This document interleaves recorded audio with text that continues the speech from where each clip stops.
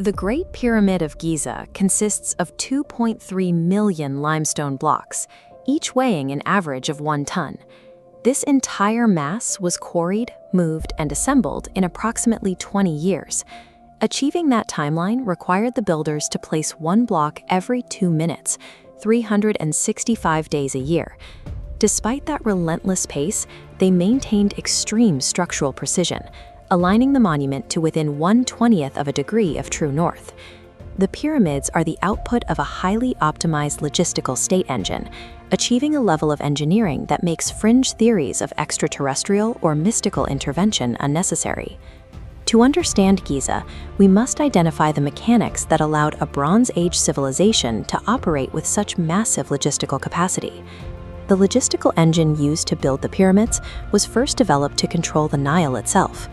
Every element of Egyptian civilization was dictated by the environmental cycle of the Nile's annual flood.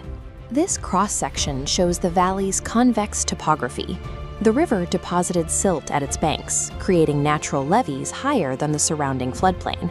The Egyptians breached these levees to fill artificial catchments, trapping the floodwaters and fertile silt across the fields. These earthworks were massive, with some basins reaching 50,000 acres, a scale that required the coordinated movement of millions of tons of soil. To manage this water, the state used stone gauges called nilometers. By measuring the flood's exact height, officials could predict the harvest and calculate tax rates before a single seed was planted. They expanded their reach by inventing lifting tools like the shadoof, which used a weighted counterbalance to pivot water from the river into higher irrigation channels. In the delta, they deployed the Archimedes screw, allowing for the continuous mechanical lifting of water to thirsty crops. Because the annual flood routinely buried property markers in new silt, the state developed surveying geometry to remap the valley every year. This necessity evolved into a sophisticated bureaucracy capable of managing thousands of men through the Corvée labor system. The logistical capacity required for pyramid building was the direct byproduct of this hydrological mastery. Organizing a nation to control the Nile provided the template for organizing a nation to move mountains of stone. Moving from water to stone was an empirical process. Constructing a perfect pyramid required decades of experimentation and documented structural failure. The bent pyramid illustrates the limits of early engineering. It began with an aggressive 54-degree incline that the foundations simply could not support. The architects committed 2 critical errors. They chose a foundation of unstable sand and shale, and they laid the masonry in inward-sloping courses. This diagram reveals the physics of the collapse. The inward-sloping blocks directed the pyramid's immense weight downward and inward.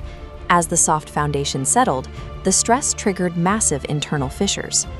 To save the structure from total collapse, the architects were forced to pivot, reducing the upper incline to 43 degrees.